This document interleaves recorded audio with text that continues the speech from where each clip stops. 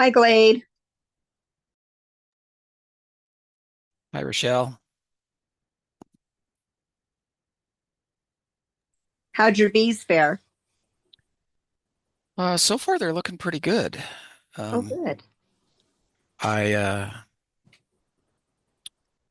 had to go put some more feed on them, but Oh, other than that, they're looking pretty good. I've lost one out of 42. that's not bad. That's good. I've got um maybe three that are kind of small that I might lose yet, but we'll see. Yeah, we've lost two, but they were small. And we had like I had two deeps, because I'm brooding out in the deeps. Right?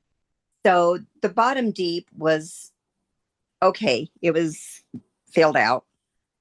The top one, not so much. It only had like one frame that had built out, but I left it on there. I should have pulled it and put the sugar board down below, so kept them down in that one box. I think they kind of like froze and starved to death because they wouldn't go up through that box to get to the feed. Uh, So I don't think so. I think it was too cold up in there myself. You just never know. yeah, you just never know. No. Did you put pollen on yours already? I have not put any pollen on mine yet. Okay. I'm gonna wait just a bit. Yeah, we decided that too. We was going to, and then it was like, no, we're not ready to unwrap these little things yet. It's going to get cold again. Yeah, that's what I decided. I'm like, we don't have any pollen coming in yet. You're right. I haven't seen anything coming in yet. Mm-mm. And I think we're gonna be, I don't know, depends on what this weather does, but I think we're gonna be another 2 weeks. Yeah. And then I'm thinking, yeah, for the next 10 days it's unsettled. Yeah. So I have a question for you. Okay. Or should I wait until everybody gets on? I don't care. Okay. So my We'll question is probably answer it again. They'll probably get the same question again, but maybe, that's well, okay. maybe, but okay. So this is what I'm thinking because we bought some more of the Saskatraz from Knights. Oh, But okay. okay. So what I'm wondering is, so like, say we wanted to split our hives. Okay. So then I'm going to feed a lot of pollen to begin with. When those bees, when it's, like the first part of April or whatever, I'm going to feed them because I want them to build Right. bees. That way I will have enough bees to split. Is that correct? Yeah. Okay. If that's what your goal is If that's to what my goal well is to split my hives, then I'm going to feed them the pollen so that I can split. right. So, and I we're going to talk a little bit about this, but the bees need protein in order to raise brood. Right. So when they have pollen, they convert that to brood, to more Right. bees, Right. right? So if your goal is to split the hive, Hmm. um, then you need lots of bees. Right. So the question kind of becomes, when do you split? You And, split before they take off. how many bees do you need before you can split and have success with both hives, right? Right. Um, I think you probably need at least 8 frames of bees, front and back, Right. and then split that essentially in half. So In half. each hive gets 4 frames of bees. Right. Now, if you split that, if you've got 8 frames of bees in April and you split it, Hmm. the only risk you run splitting it early like that is one, you're going to have a queen. You're going to have to raise a queen because Right. I mean, you're going to have to not raise a queen. You're going to have to bring a queen in because if you try to raise a queen in April, you're going to be, that's rough to do Right. around here because there's may not be enough drones and we may not have good weather. Right. Even May is iffy to Hmm. do that, to raise a queen, in my opinion.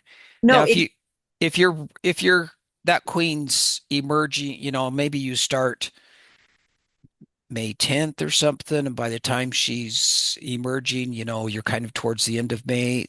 Okay, maybe you might get away with it just fine.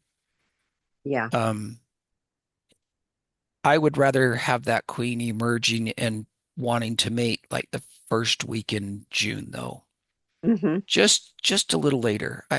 Those early spring queens, it's nice to have a early queen, but if if it's too early, then she doesn't mate well. Right. Okay.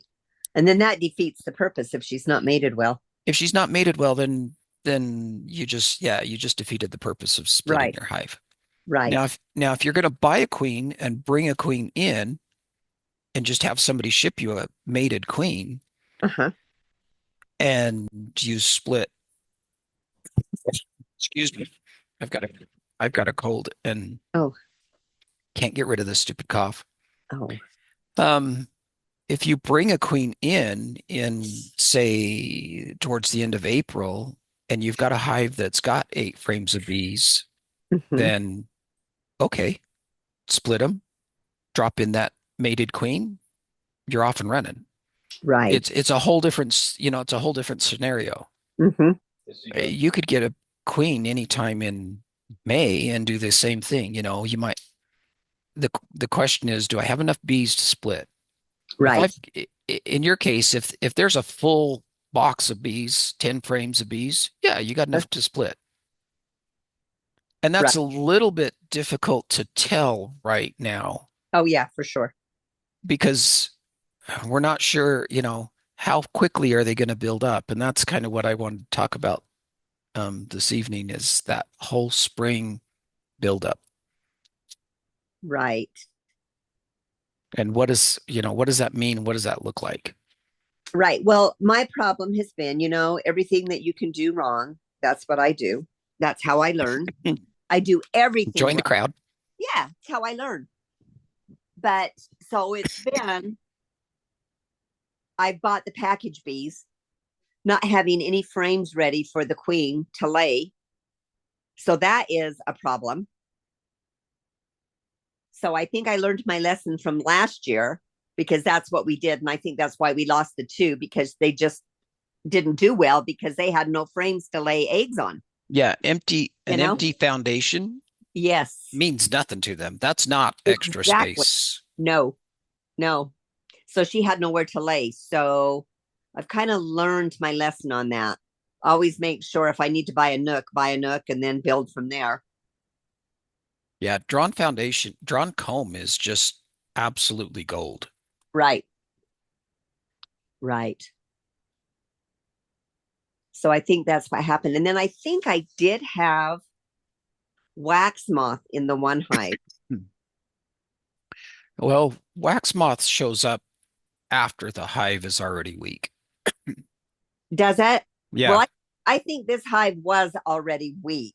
It's really weird. Okay, so it's really weird. It's a hive that we split. And we went out there and checked the one weekend, found the queen. The hive was doing well, looked like it was thriving.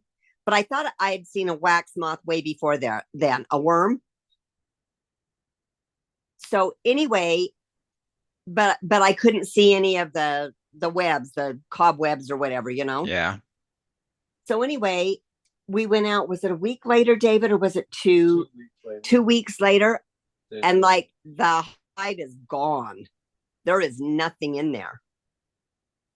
Yeah. And we Wax don't know. I mean, we don't know why that would have happened. wax moth moves in after the hive's weak. Mm-hmm. That a strong hive doesn't have any problem with wax moth, but a weak one, that moth can get in, lay the eggs, and off those larvae go, and you're pretty well, by that time it's already too late. Yeah. Well, this wax moth is only 4 inches long. Yep. Is that too much? Yep. No, that, yeah. Yeah, that's typical. It But has the one your little your groove. yeah, your hive was weak before the wax moth showed up. Right. Okay. And It's it that could have been in this hot particular hive. It could have been, but it looked like the hive was thriving, which was weird. um well, define thriving, Well, a lot of is bees. it I mean, like, no, a lot of bees. The And it queen had larvae in had the larva, all of that. And then in 2 weeks, but what when oh, are you we know what talking? though? Are we talking in Wait a minute. July or are we talking in October? it. It was like July. No, it was, yeah, it was during the summer. It was right During after. this, Yeah, and what were your mite counts? that I don't know. You knew I was going to ask I know. that. I know. That I didn't know, but I did do my mite treatment, just so you know. I did not do it, but I should have done it. Um, so That that's another thing this year and the question becomes, what were your mite counts after your after. treatment? Right. Because you can treat, and the commercial And beekeepers are finding out this year, um, Apivar, which is what they've used for quite a while, um, they're finding somewhere in the 70% range of resistance. In other okay, is words, that what I use? 70% of the mites are resistant to the chemical in Apivar, which is Okay. amitraz. And yeah, So, they're finding it's most of the bees are resistant to amitraz, which is Apivar. They're kind of oh a no, I'm using cardboard Formic Pro. strip. Yeah, no, I'm using Formic Pro. That's what I've always used. Um, Formic Uh-huh. works really well when, but if you're going to use Formic, you got to be careful because of temperature. It's Yes. very temperature sensitive. So, Right. and you really, a lot of people kind of miss this with Formic. The bees need a little extra room when you use Formic. Hmm. It's not, you need, um, you need like a little breathing room up top. Yeah. Hang Thank on. you, I've Connie. got No, you're fine. somebody messaging me. How do I get on? Who is it? It's not Connie, is it? Uh, Connie. no, this is Danny. Let me. I'm just reaching out to her to see if she was going to jump on tonight. So, Wade, I got a question. Wait, he's doing something. Hold on. You didn't hear him. He's doing something. Yeah, you have to be on the latest Zoom version. Yeah. All right. All right. Cade, was that you that had a question? No, it was David. It was me. Oh, it was you. Yeah. Go ahead. Okay, so if we split the hive and they're just a little bit weak, would it be good to put package, uh, a set of package bees with it, with the queen in it, instead of buying another queen? Um, well, So it's not so, if you're gonna buy a package of bees, then why split your hive? Or if you're okay. trying to make multiple splits, um, would it be wise I think what you're really asking is it helpful to add extra bees to the split? Right. That's what I'm asking. Yes, if you can get extra bees, add them to the split. But um, a a package typically comes with a queen. Yeah, with a queen, that's what I was saying. So instead of buying a queen, we would split the package bees with the other two, the other two that we split, the one that's going to have the queen, and then put the queen with the other side with the half the I package. wouldn't Yeah. I wouldn't I wouldn't want to split a package down any further than what it is. Okay. There's roughly about 9,000 bees in a package, Right. 8 or 9,000. I am in. That's about as small as you really want to go for Call you earlier, but you wouldn't. for a to Okay. start a hive with. Um, Okay, it's just starting, so it's probably 7:30, 8 o'clock. you can get away with Oh, yeah, smaller, but it'll be okay. not too early in the Okay. year. If you do that split like in April, or we have some really cold weather in May, then that split has a really hard time staying warm enough with less than that 9,000 bees. Okay. So yeah, you're gonna have if that was middle of June and you split the hive, yeah, you could probably get away with splitting a package in half and giving each half a queen, and away you go. You could probably get away with it. You're going to be feeding both of them to get them up to weight and get them really going, but could you do it? Yeah, probably. Because you can split a hive with one frame, two frames of bees, and uh, and some drawn comb and a queen, and you can start a hive with as little as that. But you can't do it around here too early in the year. April and May, I think, would be too early. Could you get away with it in June? Yeah, because I do it all the time in June. About two frames of bees, maybe three frames of bees, and a queen cell. But it's warm enough then that they don't have a hard time keeping the brood warm. If you split too early and you don't have enough bees, they can't keep the brood warm. Then they cut the queen back from laying. Now she doesn't lay as much, and you've got bees dying just from attrition. And now now your population's dropping faster than the queen's laying. When it's Right.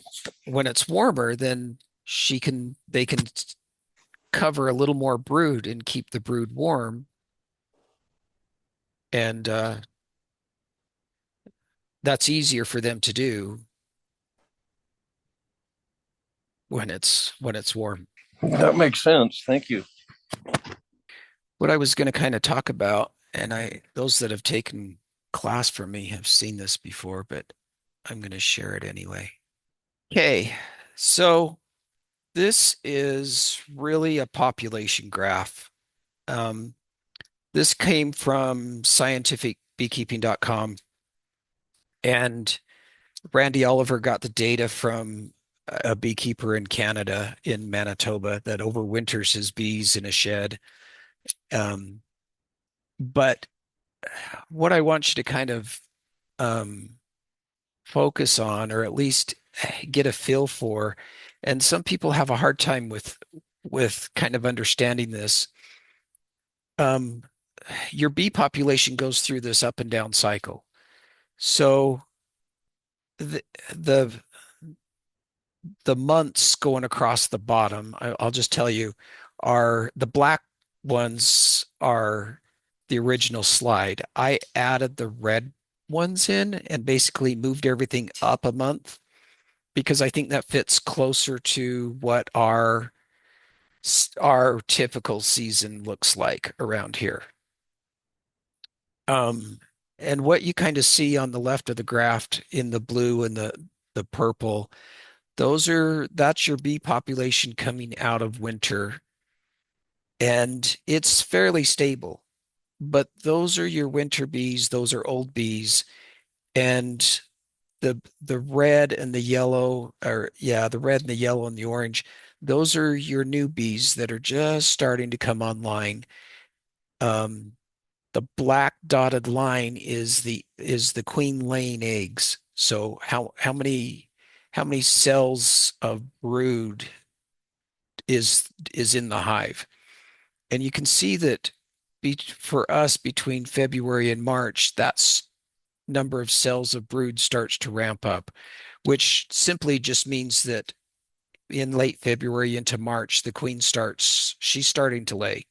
And I've peeked into a couple of my hives, and yep, there's some patches of brood in my hives, which is normal. That's typical.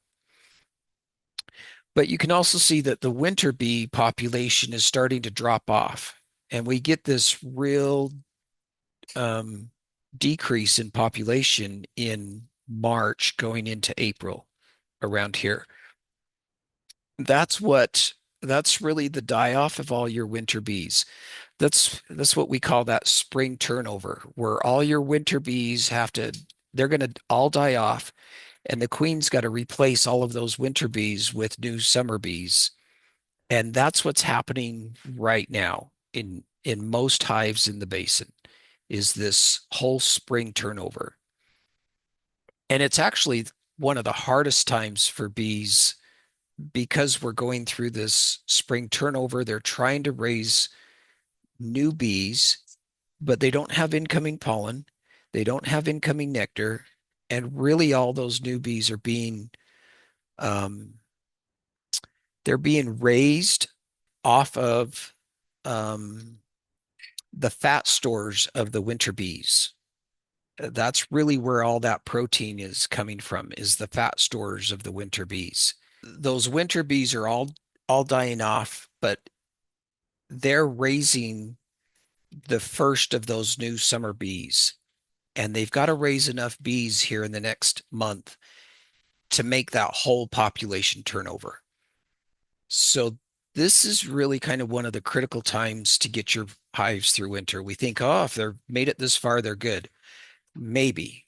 So it's critical at this juncture to make sure that they've got enough um, stores, enough food to make this whole transition happen.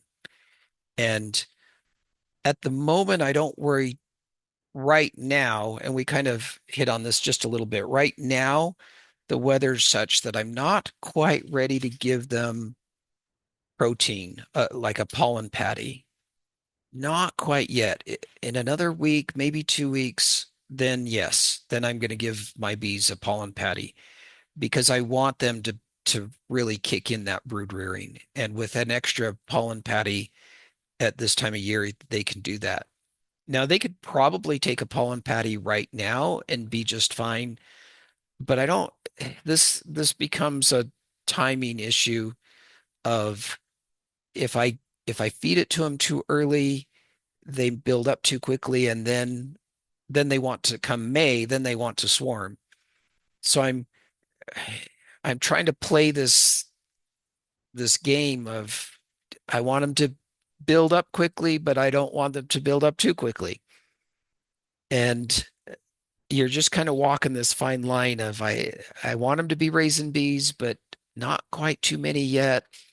But they need to raise bees because the older bees are all dying off. So it's kind of this fine line that we walk um, between March and the first couple of weeks of April. Because by April, then we start getting things to bloom and the bees really start kicking off. And you can kind of see that in the graph. This once this spring turnover happens and most of your winter bees die off, then your population starts to grow rapidly.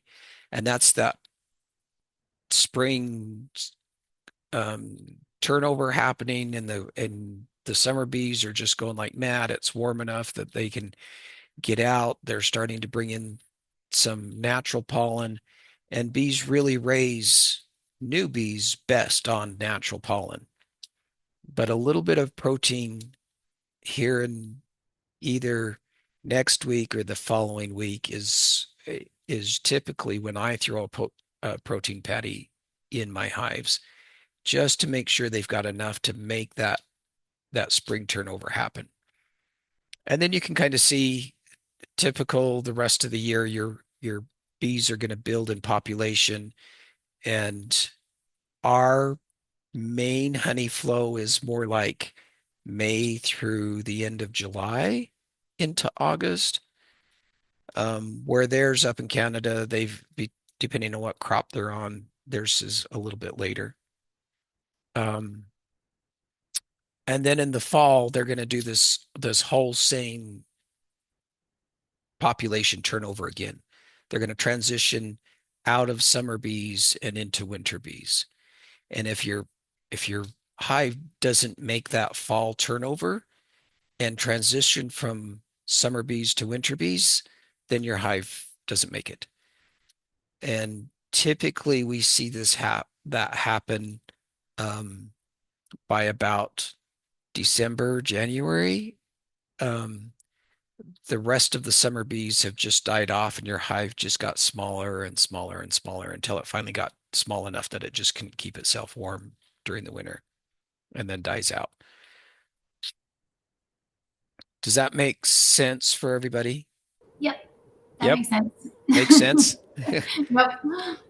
Okay, now I'm gonna show you a different slide here. Um, and if you've had my class, you've seen this slide before too. This is uh, also a just a population model from somebody up in Canada, and um, they've come up with something that I think is representative of what's actually happening in a beehive, population wise.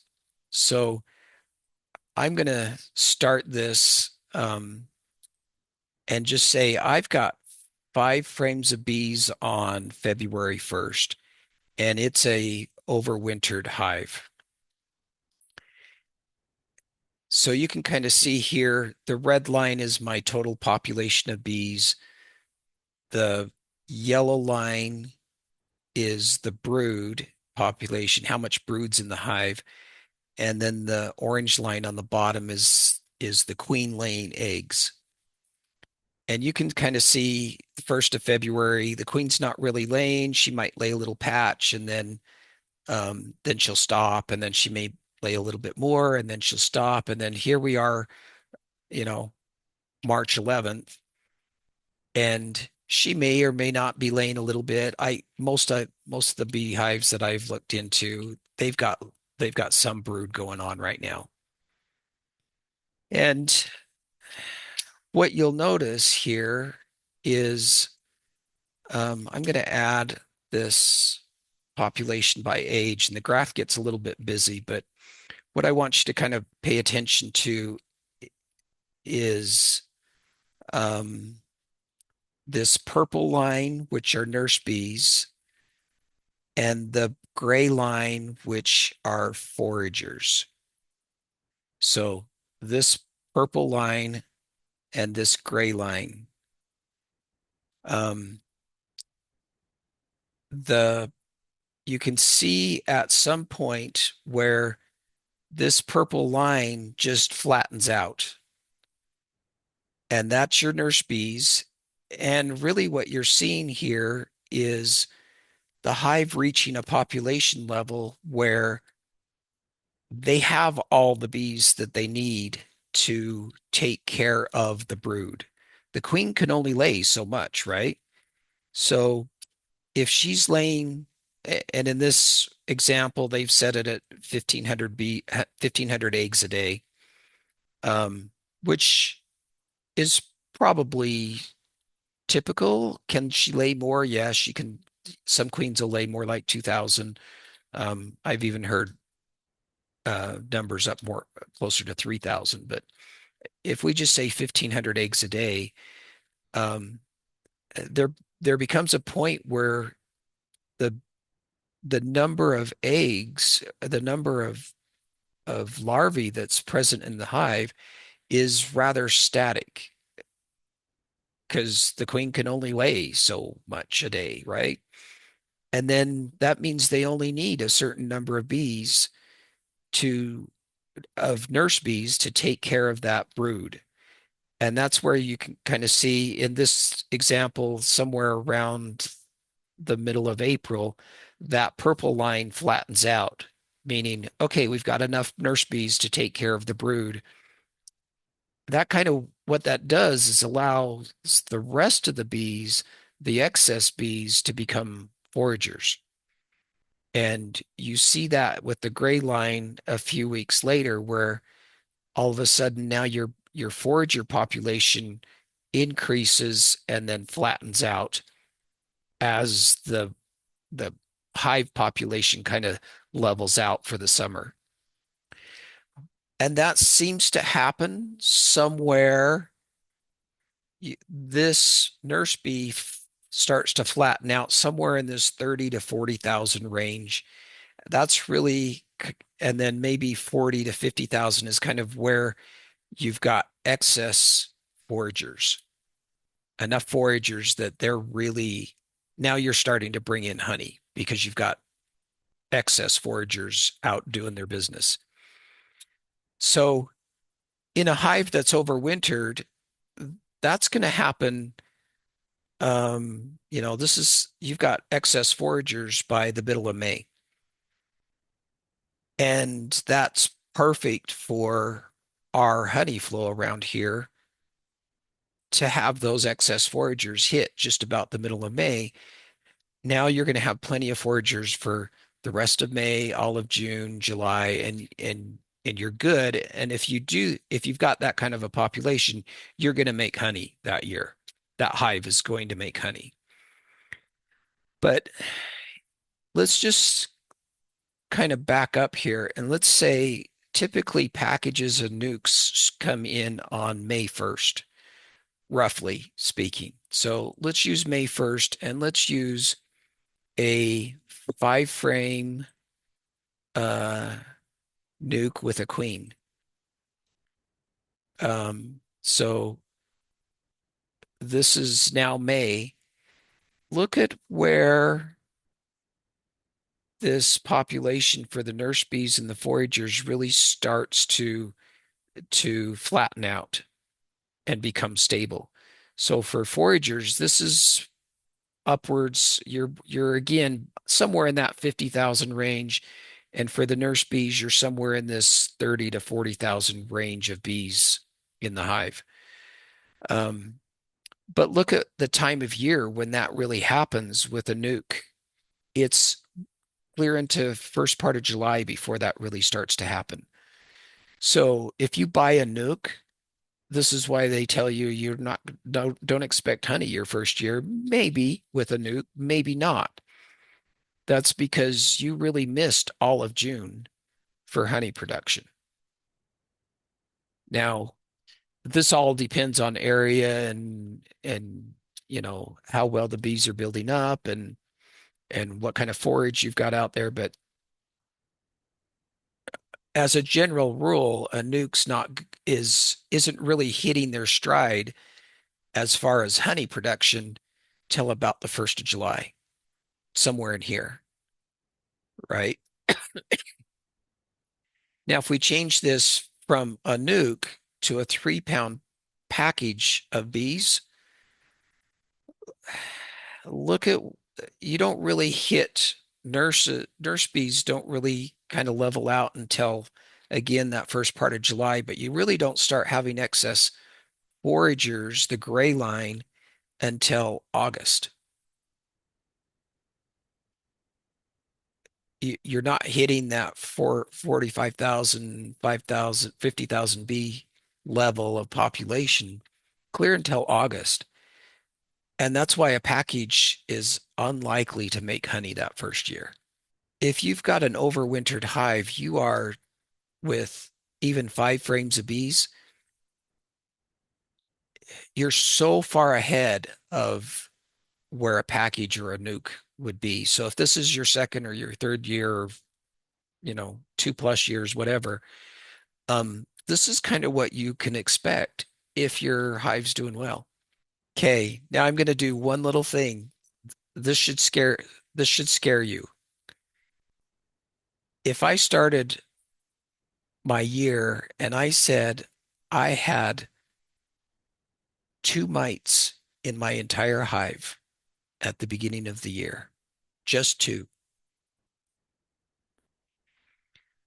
If I do nothing, by the end of the year, I have 726 mites, and my mite load is 2.5%, which is right there. We're hitting the threshold for needing to treat. If I change this to 10 mites, just 10 mites in my hive coming out of winter, that's all it takes to do nothing. And now my mite load is, by the end of the year, is at 56%. This hive would be dead with no treatment. So it doesn't take a whole lot to kill your hive. So let's say we do a treatment, and they only have a couple of options here, so I can't really do, but let's say I do a Formic treatment like Formic Pro, and I usually can't do it till maybe August if I'm lucky and catch a cool window in there temperature wise where I can treat it. That 57% or 56%, excuse me, that 56%, whatever it was, is now down to 8, but that's still too high. It's way too high. So now if I turned around and gave it an oxalic acid vaporization maybe on October 1st, even then with just one treatment, I'm down to 5%, but it's still not quite enough. If I did 3 treatments 7 days apart starting October 1st, then my mite numbers are back down to where now this hive's going to survive. But I find it interesting that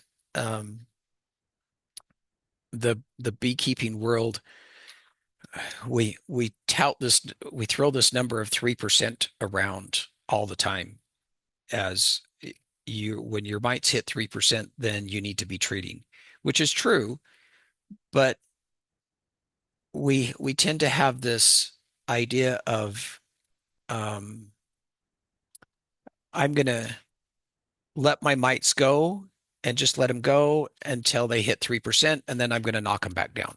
And then they're gonna build back up, and then they're gonna hit 3%, and we're gonna knock them back down.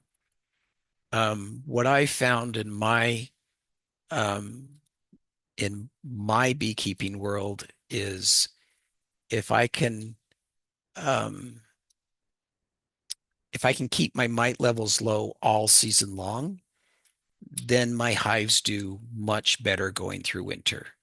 And I was a little bit worried with my hives going into winter this year because my mite counts in the fall were higher than I would have liked. And then I did several rounds of oxalic acid, and then it got too cold that I could even test anymore. So I just kind of hoped and prayed that everything was good.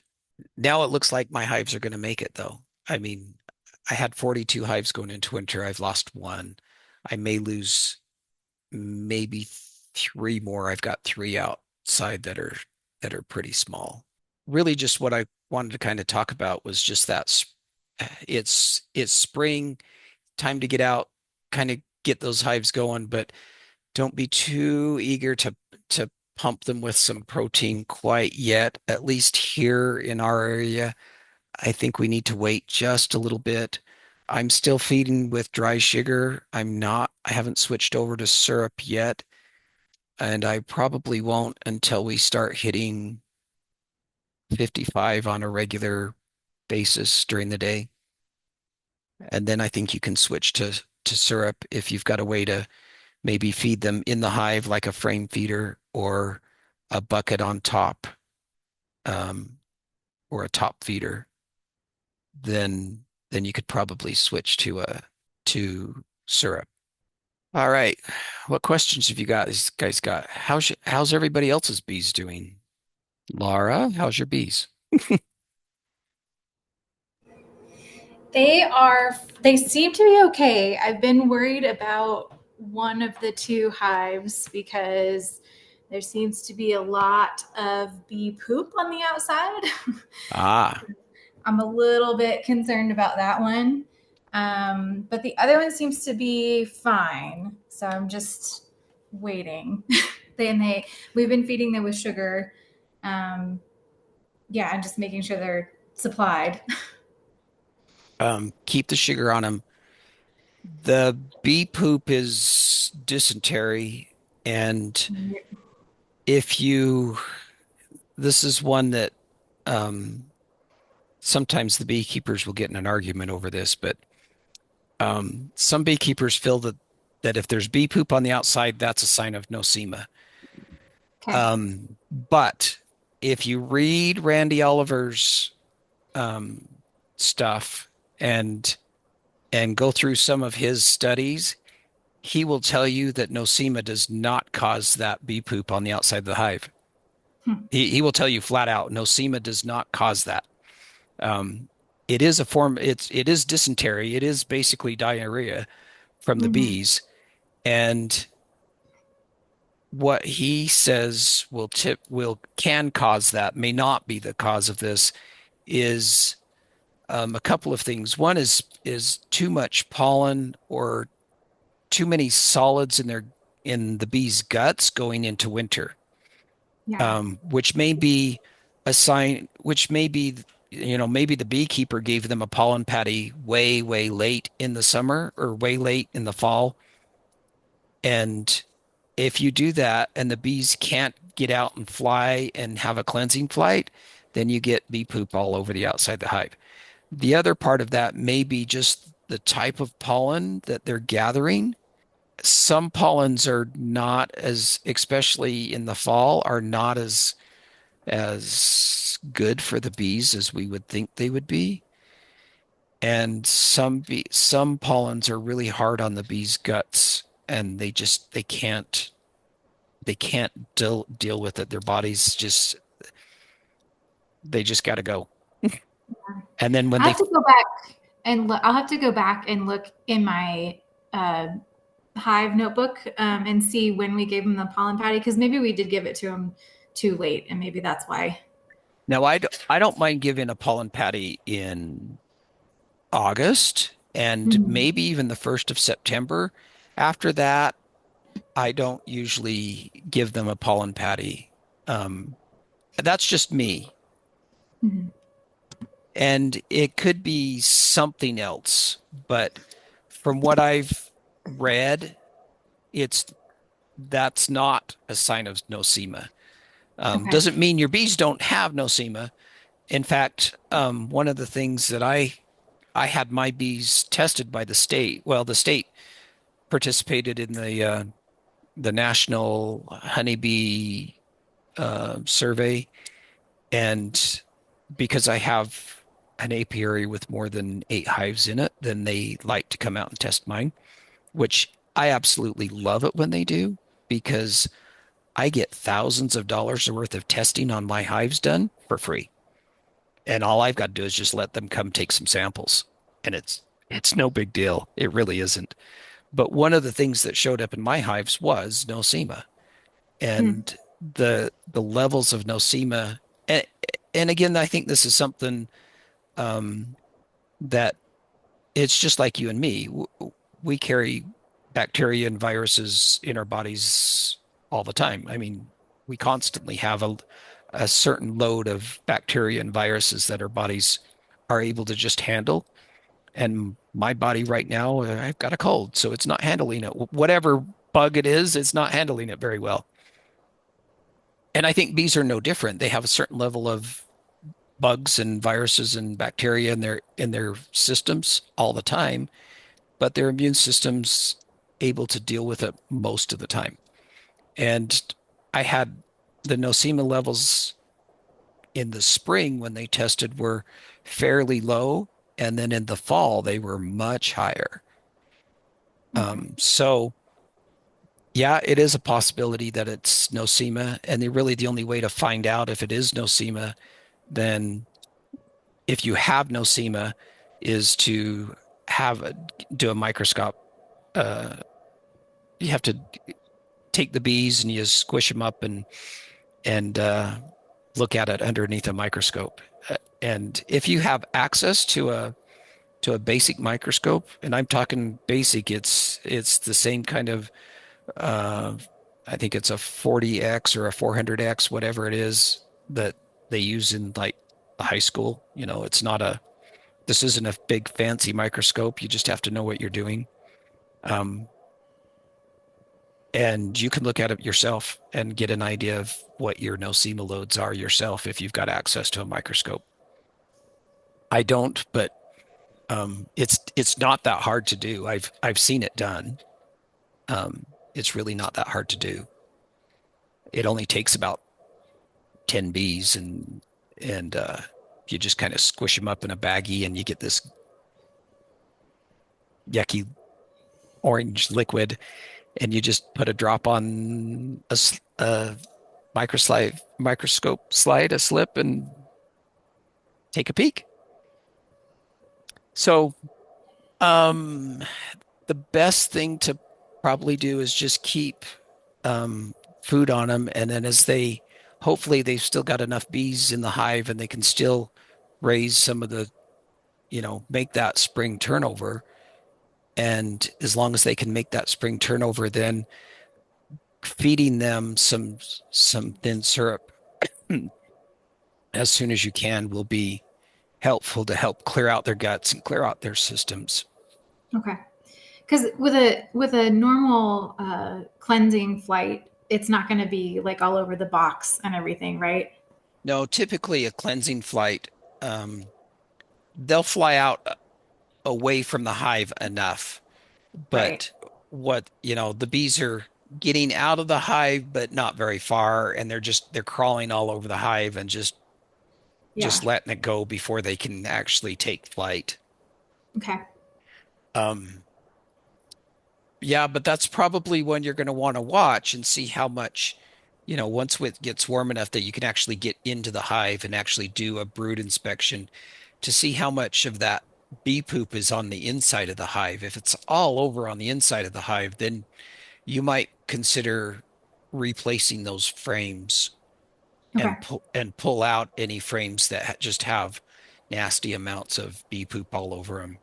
Okay. And how to clean them up, I'm not really sure.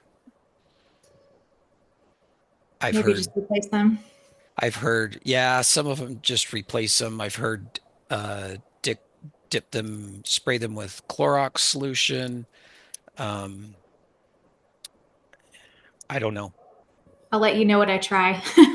We'll see what happens when we get in there anyway. I think nosema is I don't know, a spore of some kind, like a fungus. And the It internet, I was just it's a looking at it. microsporidium. There you go. So I don't say those big words. To me, it's a spore. It's something that we can't see, probably, No, right? you can't see them. You have to have a The, microscope to see them. but the internet says, Wikipedia, I think it is, says they're sensitive to chemicals such as acetic acid, whatever that is, and formaldehyde. Well, most things are sensitive to formaldehyde, so Well, I wonder, like bees, for example, but if you're trying to clean up a frame without anything on it, and it says cold one, you can't put it in the freezer; it won't kill it, yeah, but you can heat it up to 120 degrees for 24 hours. Now, this is Wikipedia, and we all know, everything you read on the internet is right. is absolute truth. Yeah, so there it is. Thanks. I hope Yeah. that's not what you've got. Yeah. I have to get once we get in there, I'll have to see what we find and then we'll go from there. Yeah. Interesting. Yeah. So, are we done with nosema for a minute? Sure. So I had my 4 hives that I've had, and for 2 years, and the wasps came in and killed all of my bees last fall. Every dang bee was gone. So Okay. my fault. I didn't have them. The entrance reduced and such. I was busy doing other stuff and just knew I needed to get out there and didn't do it. And not that I had dead bees, I just had no bees left. Okay. And And they also, the one that I did catch in there that had some honey left in it, was full of wasps. The But wasps showed up after your bees were already dead or mostly dead. um, so that's Uh, what you think, huh? You don't think I'm they went in and killed them? Nope. A strong beehive can generally take care of the wasp just fine. Reducing the entrance does help a little bit, but a strong hive usually has no problem with wasps. Um, we usually see wasps and wax moth show up after the hive's already too weak to defend itself. Um, so no, I I don't think the wasp killed the hive. Is it possible? Yes. I'm not saying absolutely not, but is it possible? Yes. Sometimes the wasps are bad enough that, they will sit and pick off bees as one at a time, and yeah, wasps could kill a hive. I will admit that, but typically you'll see the wasp move in after the hive is already weak enough that it can't defend itself.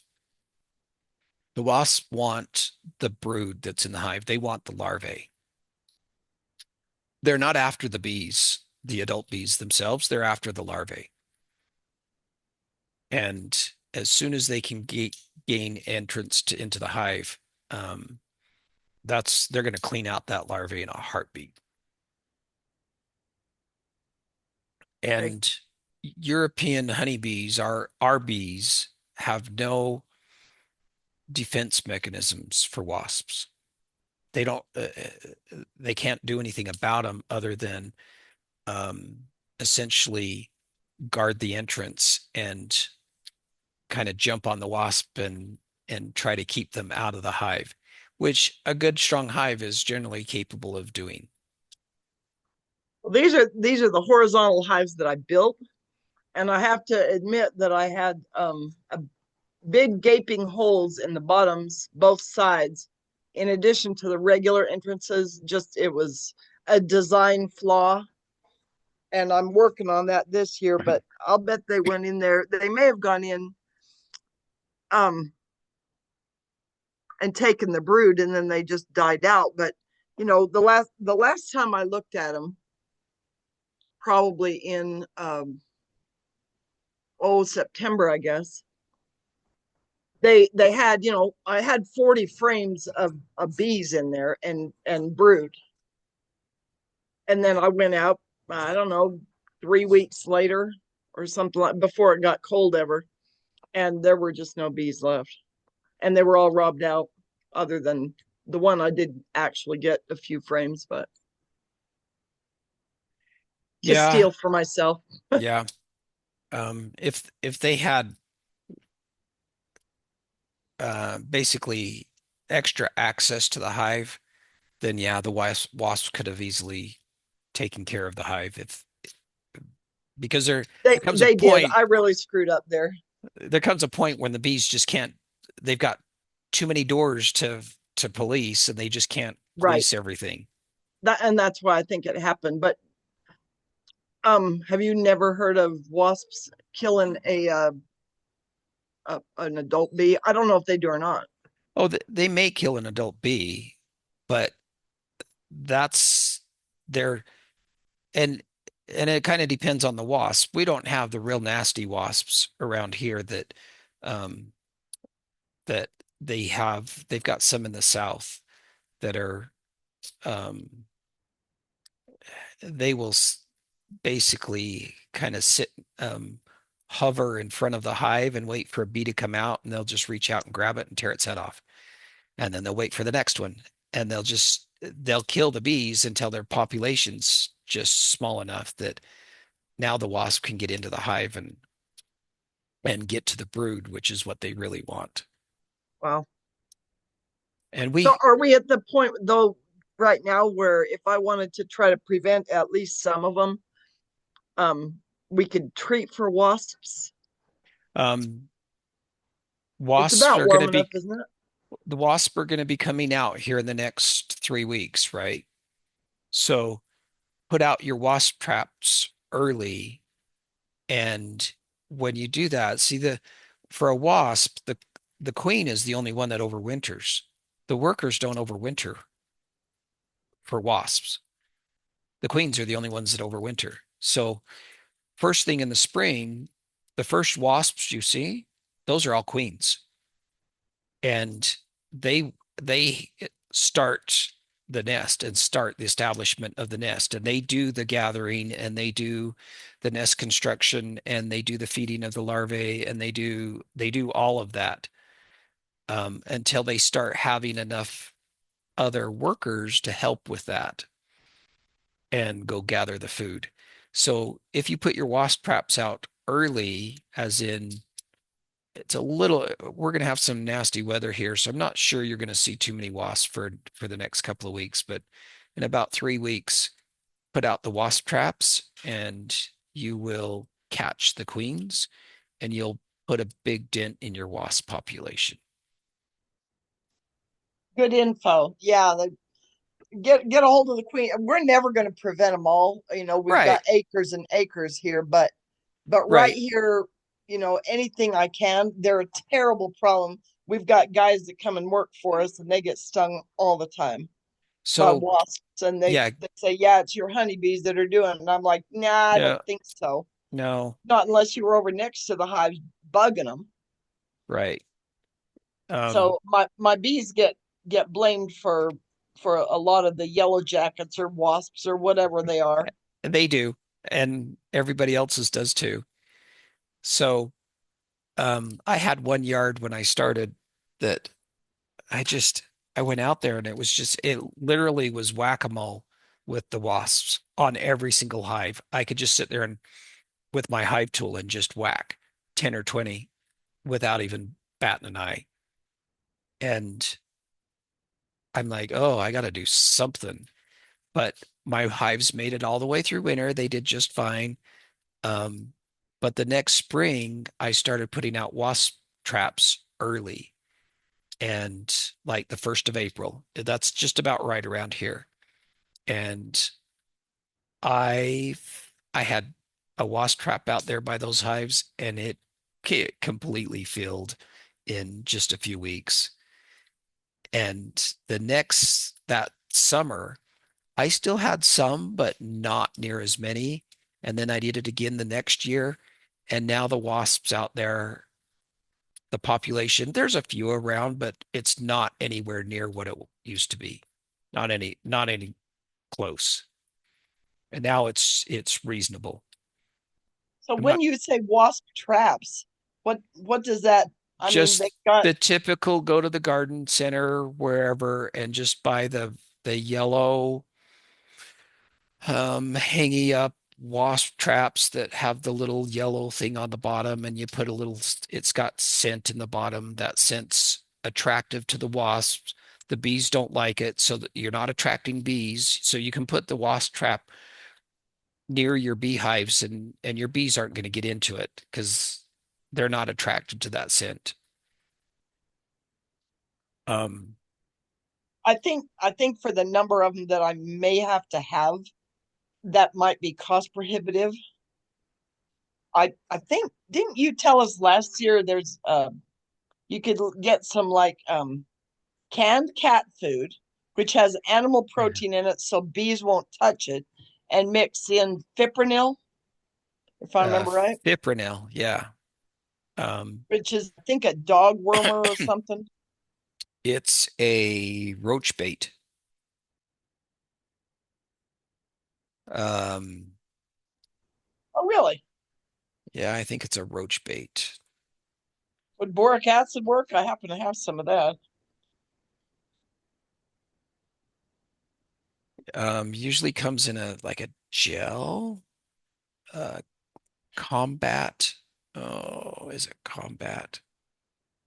Can't remember. Yeah, Combat is the brand name. It's Yeah, it's I a know what that is. it comes in a gel. It They have a couple of different, like a little disc or something that'll the roaches crawl in. But this is a gel, and you mix it in with the cat food, and then you put it out, and it doesn't take a ton. Um, and you have to kind of keep, you know, refreshing the bait because it dries out fairly quickly, and then they don't go after it. So you don't you really just put out a little tiny bit and let them chew on it and let them take it back to the hive, back to their nest, and then you put a little more out, put a little more out until you get your wasp population down. But you can take those wasp traps though, and I usually put one in every yard, and then I'll re you can buy the little scent refills for them, and they're kind of pricey. I'll admit that, but I'll replace those about mid-year. So I'll set my wasp traps up in first part of April, and then maybe in June-ish I'll re replace that, refresh that scent, that lure. And I usually will, when I first started doing it, I would fill a wasp trap at least once every year. And now that I've done it for a few years, I get about a half a trap full in every one every year. And those, like I say, by putting it out in this early in the spring, you catch those queens. And now you just don't have a queen making a whole bunch more wasps.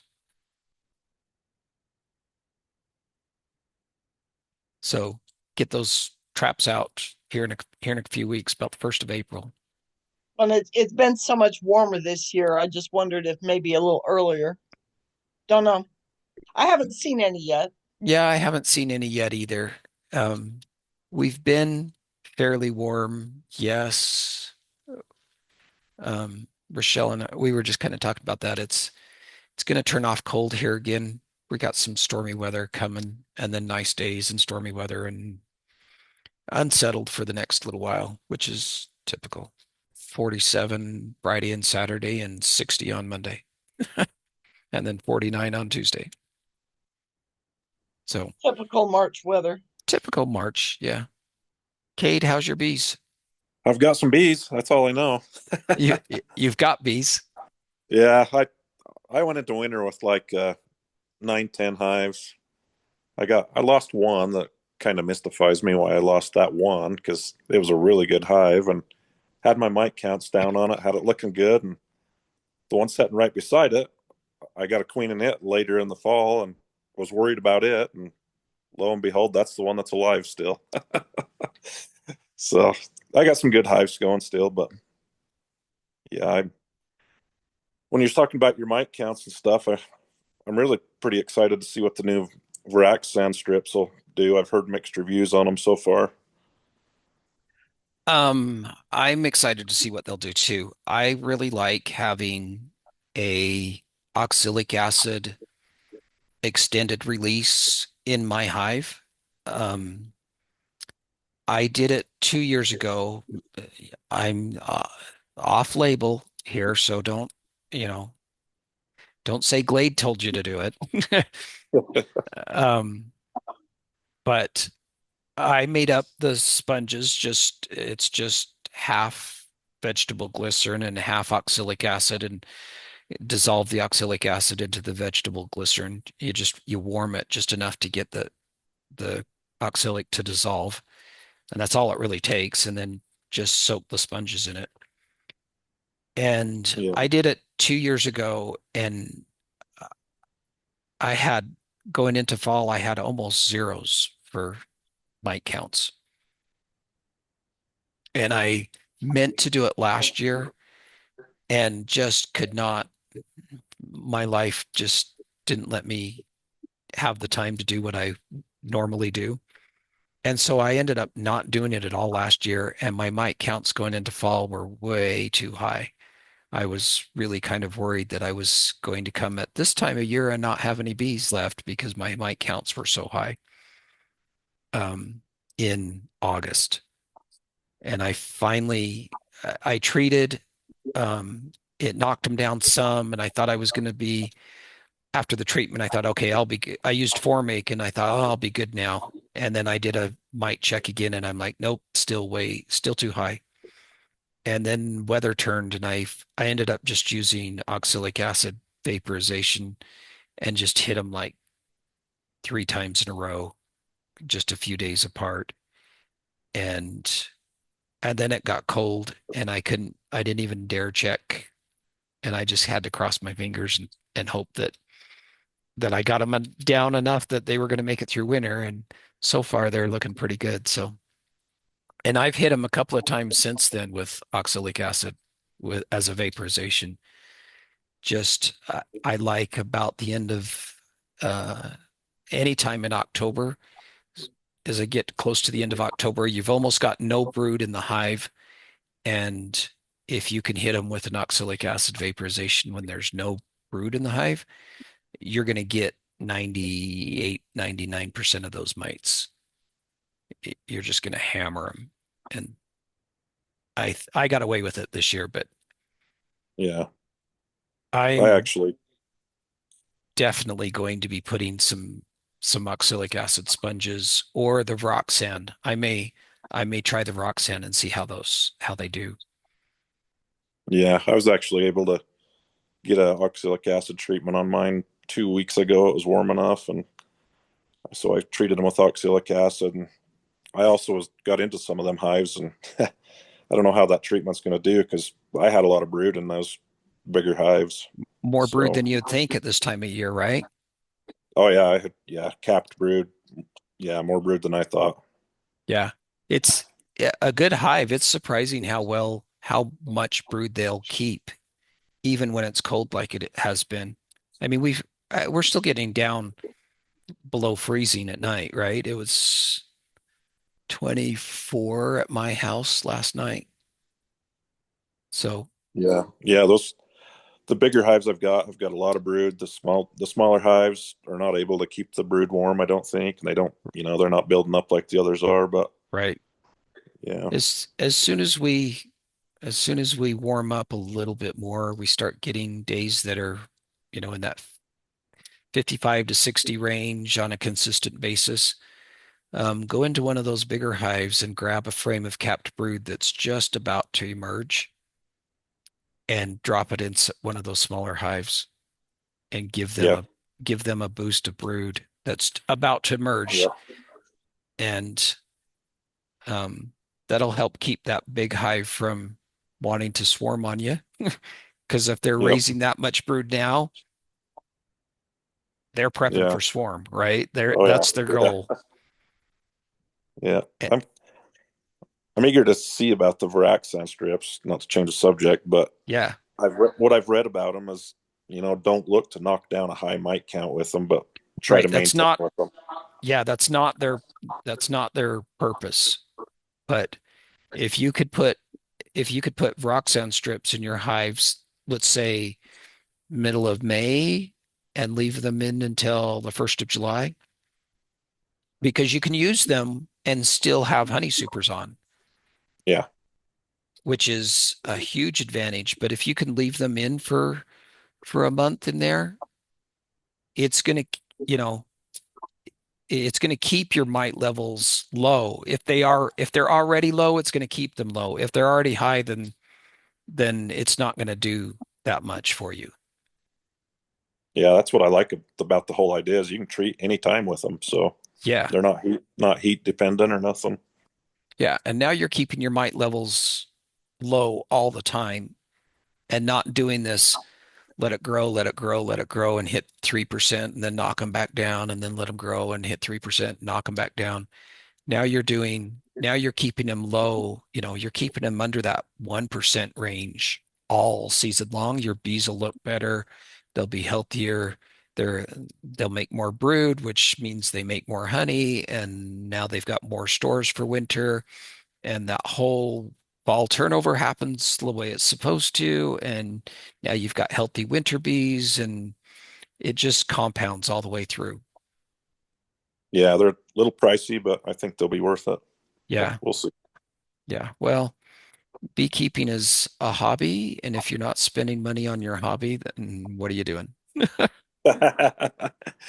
If your hobby's golf, then you don't think twice about having a season pass of golf and paying whatever it is you pay for the golf course. But um, if your hobby's beekeeping, it's an expense. It's not typically a money maker. So, Yeah, problem is I've got both hobbies, so I'm in trouble. right. Oh dear. I'm not a golfer, so I don't have that one. I do have a 3D printer though that eats filament pretty quickly. So, all right. Anybody else have any questions? I'd kind of like to know what if you learned anything earth shattering at the convention, whatever it was called last month, out in Salt Lake or something.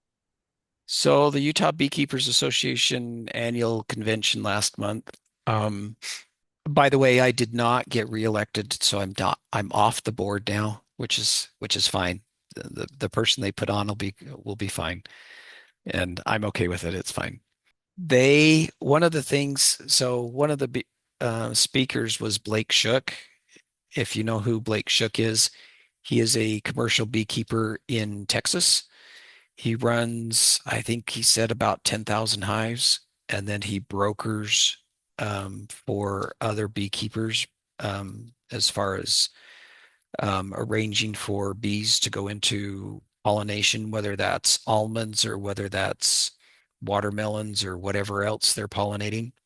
So he brokers like another 30 or 40,000 hives or something. So this guy's got his pulse on what's going on in the industry. And he's a good beekeeper. He's been keeping bees since he was little. Um, and he's a super nice guy. Got to talk to him with a little bit and just he's a super nice guy.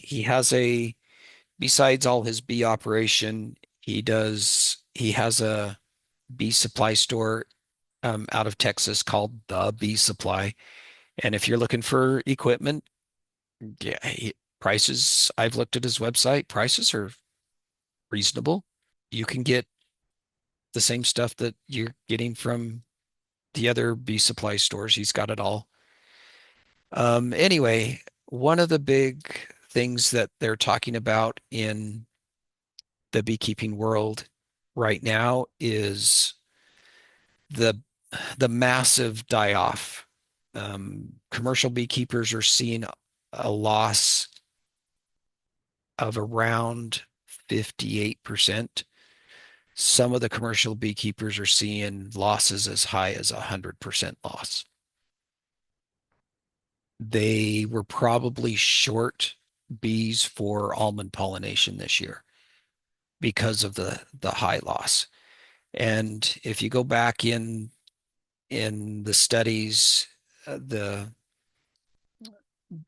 Project Apis M and the Honeybee Health Coalition and the National Honey Board or the National Honey Producers Association and the American Beekeeping Federation, they've all had studies going on for years of what's the colony loss rate for commercial beekeepers, sideliners, and hobbyists, backyard beekeepers. And typically the hobbyists, percentage wise, always lose a higher percentage of their hives than the commercial guys. That's just been that's been the norm for years. Um, Typically the loss rate is in the commercial side is sorry, typically the loss in the commercial beekeeping world is in the 38% range, and then sideliners are more like 40 to 42, and backyard beekeepers are more like 45 to 50% loss. Pretty typical year over year. Varies a little bit, but not greatly. But this year, the commercial guys, their losses in that 58%, and the sideliners are like 52, and the backyard is like 48. 48 or 49 or something. So it's actually just flip-flopped from what it usually is. And the commercial guys are they're all scratching their heads trying to figure out what in the heck's happening. What they don't really have an answer right at the moment. Some people are calling this colony collapse disorder all over again. That was the big scare in 2006, and it kind of prompted the whole media buzz and everybody getting worried that bees are dying and what are we going to do and we don't know why they're dying. That was colony collapse disorder in 2006. This is some people are calling this, oh, it's just colony collapse disorder. It's all over again. It's the same thing. And we're in this 19, 20-year cycle. And um, what they're finding though is it's not quite the same. It's not the same symptoms. It's similar, but there's some differences, and they're not real sure what it is yet. They they are seeing resistance in the mite population of amitraz, which is the chemical used for apivar. So the apivar strips that they put in their hives to kill the mites, they are seeing widespread uh, resistance to that, as in we're talking like 75% resistance. Like 75% of the mites are resistant to amitraz, which basically means that it's useless now. If that's the case, the commercial beekeepers are going to have to shift gears. They're going to have to figure out how to use some of these other treatments because they've been using amitraz for a number of years and they've had really good success with it until now. And now they're seeing widespread resistance to it. So um, my recommendation, if you're going to treat for mites, then amitraz, which is the active ingredient in apivar, is probably not what you want to use. They're seeing some sort of combination of viruses, and whether it's the Israeli acute paralysis virus or whether it's something else, they're unsure of really what the entire situation's like. Is it a combination of, say, nosema and a virus? They don't know yet, but it is going to affect um, the rest of the beekeeping world for this next year. We're going to see um, less, these commercial guys are going to have less packages and nukes available. So that means it's going to be harder to get packages and nukes from them. Now these guys, some of this loss is going to drive a few of the big commercial guys out of business, unfortunately, which is really sad to see. But if they can recoup and rebuild, then then they'll bounce back. This again, similar situation to 2006 with colony collapse disorder, but it's not. It doesn't seem to be the same. Um, is it just, some people are just saying, well, this is just a cycle. We go through this with bees, we go through this with rabbits and whatever else. They go through this natural cyclical up and down population wise. And maybe true, but at this point, they really don't know what the deal is yet. So if you're looking to buy packages and nukes, make sure you get them ordered now because they could be in short supply. Trying to think what else. That was a big part of the discussion is, what's going on and how do we, what are we going to do about it? And really at this point, nobody knows. And the answer is just try to keep your bees healthy. Try to keep your mite levels low as you can. And hopefully it doesn't hit everybody. So far, some areas like say some of the backyard beekeepers are seeing um, are not having a problem, but the backyard beekeepers don't always use the synthetic chemical, the the Apivar strips, and typically the backyard beekeepers like me, I've never used Apivar ever in my hives. I've always used either Formic Pro, Apiguard, which is thiamol, and oxalic acid. Those are the three treatments that I use. And I rotate through them and um, but I use those three. I've never used the Apivar. And unfortunately, I think that one is probably off the table for now. Um, the other things we kind of talked about, we had a couple, I did a presentation kind of on my operation and what I do. And we had another sideliner. He's about the same size as I am. And he did a presentation right after me. So we kind of piggybacked with each other. And he did a presentation on his operation. And even though we're very similar in size and our goals are similar, how we got there is different, and how we deal with our bees is different. So it was interesting to kind of see the difference between what I do and what he does. Um, we talked with um, one of the guys we had a couple of the vendors there. Apame, if you're familiar with Apame hives, they're basically an insulated hive. Think igloo cooler in the shape of a beehive. And I actually have a couple of Apame hives in my yard. I quite like them. Um, they're more expensive, but they are insulated, and there's some advantage of that. And he talked about, what the studies show when you deal with an insulated hive versus just a regular wooden hive. And then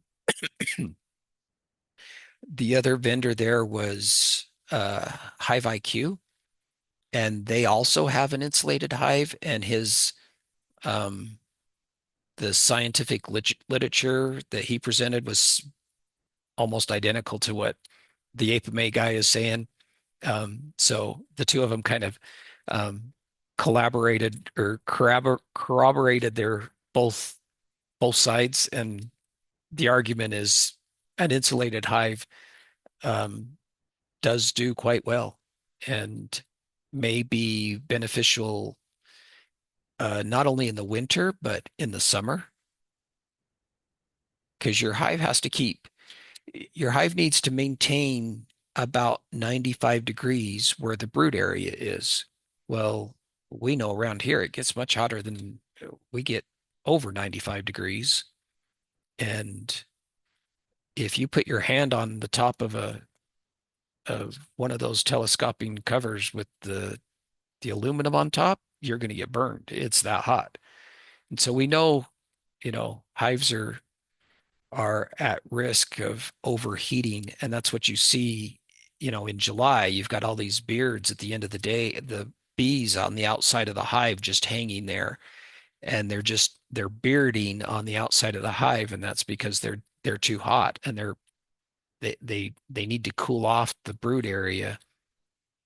And what they're saying is an insulated hive helps keep the temperature in the hive even at a more even level, and the bees don't have to work as hard to thermoregulate the hive. So that's pretty much what we talked about. We did talk a little bit about the the regulations that are going to be going in effect soon.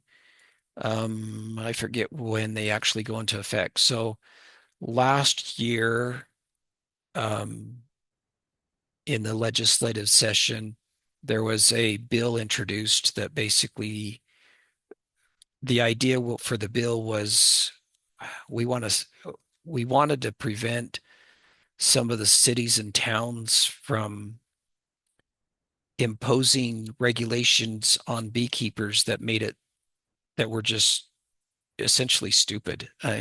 Some of the regulations that some of these cities and towns were starting to come up with were just they were stupid. They didn't make any sense, and some of them were going as far as basically saying you cannot have bees in the city limits. And these were even some of the really small, dinky towns, like smaller than Roosevelt, smaller than Duchesne, and they were saying no, you can't have a beehive in city limits.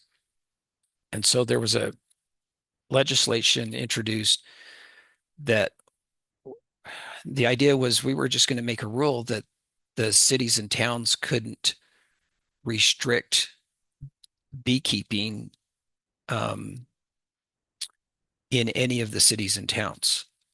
And then things got the politicians got involved. And what ended up happening was the bill came out and got passed. And basically what the bill said was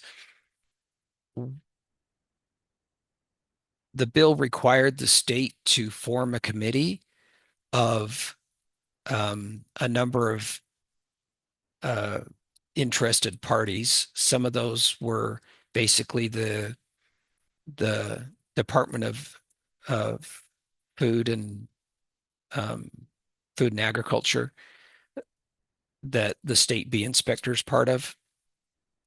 And so some of their department were to be on the committee, and then they were going to have some of the state bee inspectors on the committee, and then they were supposed to have a representative from the Utah League of Cities and Towns. And those are the guys that really kind of threw a wrench in the original wording of the bill and kind of caused all the grief. But um, so basically, the legislature said, state of Utah, you have to come up with a committee, and the committee is supposed to come up with recommendations with basically rules that are going to apply across the state. So that and part of the wording basically says if you're a municipality, whether you're a county or a city or a town, then you can make beekeeping regulations, but you can't be more restrictive than whatever rules this committee comes up with. So the committee got together, and funny enough, so they have county bee inspectors who are beekeepers. They have the state bee inspector, Joey Caputo, and his sidekick, Jenna Crowder, and then Joey's boss at the Utah Department of Agriculture and Food. And essentially every one of them are on the side of the beekeepers. And then the Utah League of Cities and Towns had to have a representative. Well, they picked a beekeeper. And so everybody on the committee was a beekeeper and in favor of beekeeping, so pro beekeeping. And so they came up with some rules for the state to go by. Those rules are in the public comment phase. At least the last I heard, they were in the public comment phase. And basically, what it says for us out here in rural Utah is if it's a rural county or rural, if it's a rural county, then there are no regulations. End of story. You can have as many hives on your property as you want. It does not. They can't, and the city and the counties can't say a word. They can't do anything about it. If you're in a urban area or an urban county or an urban city, and this there's a place in the Utah code that basically identifies what an urban county or an urban city are. And basically, it means if you're in Utah County, Provo, and Salt Lake County, so Salt Lake City, and even like Davis County and probably Weber, Ogden area, Then there are some restrictions, and basically the restrictions say you can have 2 hives per eighth of an acre. So 1/8 of an acre, you can have 2 hives. 1/4 of an acre, you can have 4 hives. And you have to keep in mind that the regulation, the way it's worded, is the cities or the counties can impose regulations, but they can't be more restrictive than what the state says. So the cities can't come in and say, oh, it's 1/8 of an acre, you can only have 1 hive. No, the state says they can only regulate it down to 2 hives. And basically, they cannot be more restrictive. The rules that they come up with cannot be more restrictive than what the state uh, recommendation or this committee came up with. So for us out here in Duchesne and Uintah counties and Daggett County and even Wasatch County, I'm pretty sure there are no restrictions. And Duchesne County and Uintah County both have some restrictions on their books in the county, on the county books. Once this goes into play, then those restrictions are null and void. And the only piece that I wish they would have been able to maybe include was it's still state law that you must register as a beekeeper with the state. And come on, people, it's $10.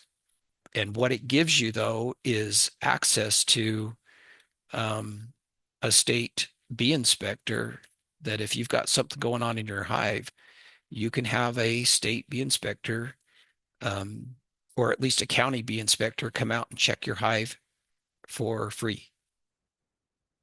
And since Uintah County does not have a designated bee inspector, then if you're in Uintah County, then you can have the state bee inspectors come out and check your hives, and they don't charge you anything. And if they take samples, they can go in, and the state of Utah's lab, Joey Caputo's lab, has all the equipment to sample hives and do disease diagnostics on them and the whole bit. They can tell you what's going on in your hive. And that's a big benefit. The other part of that is if there is a disease outbreak in your area, then the state will notify you that, hey, we're finding American foul brood in your area. Please be aware, and if you see something that looks out of the normal, contact the state, and they can come out and test, and they can do that for free. And if you're not registered as a beekeeper, then you don't get any of that. And personally, $10, pretty minimal. And the state bee inspectors, like I said earlier, I love it when they come out and inspect my hives and they do the National Honeybee Survey on my hives. I get thousands of dollars worth of testing on my hives, pesticide testing and disease testing and the whole gamut. I get it for free because I'm more than willing to let them come test my hives. It tells me a whole bunch of what's going on in my hive, and I don't have to pay a thing. So if you've got at least eight hives in your yard, then consider, I can get you in touch with Joey, and they can come out and do testing on your hives, and you can find out what's really going on in your hive. Other than that, I don't know. It was good. We had about 100 and little over 100 people come to the state beekeepers, and we had 1, 2, 3, 4, 5 vendors there. And next year they're hoping to increase that and have more vendors there. So it's really kind of nice to be able to put your hands on the equipment and talk with the sellers and the vendors and see, does the glove really fit? Does the bee suit really fit? Do I really like their boxes or do I want somebody else's boxes? I like it. So I would encourage anybody that is interested to come on out. We usually have some good speakers and some good presentations. And I thought this year's presentations were great. So, all right. Any other questions? Levi, you've been pretty quiet. He's quiet enough. He doesn't want to talk. That's okay. If you've got questions, Sorry, let me. I couldn't get my unmute button undone. I'm driving. Oh, you're Um, good. no, this is the first time I've tuned in. I've wanted to. I just haven't had the opportunity and enjoyed hearing everything. Okay. How many hives do you run? Do you have Well, hives? Are you there yet? Or are you looking? yeah, yes. My my dad's kept bees for I think 13 years, and I've been around them.